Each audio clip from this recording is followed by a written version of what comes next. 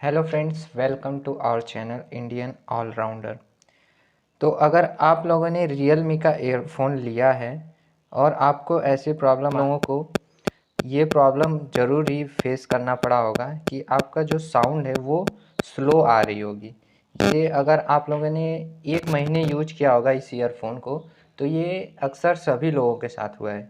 ये मेरे साथ भी हुआ था। तो मैंने क्या क्या किया कि सिर्फ एक छोटा सा काम किया। एक नीडल लिया, नीडल लेकर और इस ईयरफोन में 4-5 होल बना दिए हैं। यहाँ पे देखिए, इस तरह से 4-5 होल बना दिए। जैसे कि मैंने एक और ईयरफोन लिया था, उसको किया तो उसमें सही हो गया। तो आपको इसमें भी दिखा देते हैं कैसे होल करना है, एक बार देख लीजिए। इसमें क्या करना है, एक नीडल लेना है, जो नॉर्मल कपड़े सिलने वाला जो नीडल होता है, उससे ऐसे हल्का सा इसमें 4-5 होल कर देना है। ऐसे हल्का सा प्रेस करके ऐसे ऐसे हल्का सा रोटेट करके 4-5 होल कर देना है। देखिए जैसे मैं करता हूँ, हल्का सा प्रेस करके।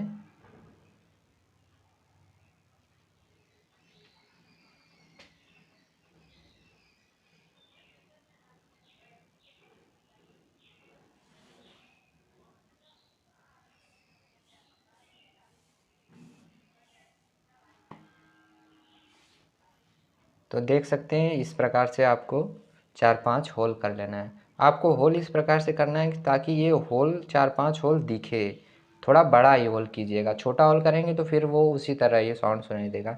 उसी तरह आपको इसमें दूसरे वाले में भी कर देना है, 4-5 होल आपको कर देना है उसी तरह।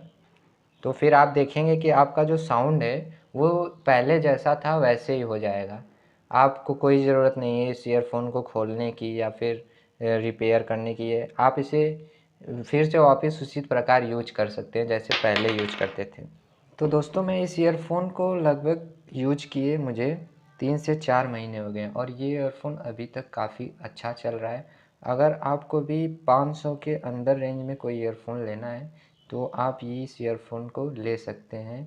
500 के अंदर के रेंज में ये ईयरफोन मुझे तो काफ़ी अच्छा लगा। अगर आप लोगों को भी ये ईयरफोन अच्छा लगा हो तो कमेंट कर ज़रूर बताइएगा। तो बस यही आपको बताना चाहते थे।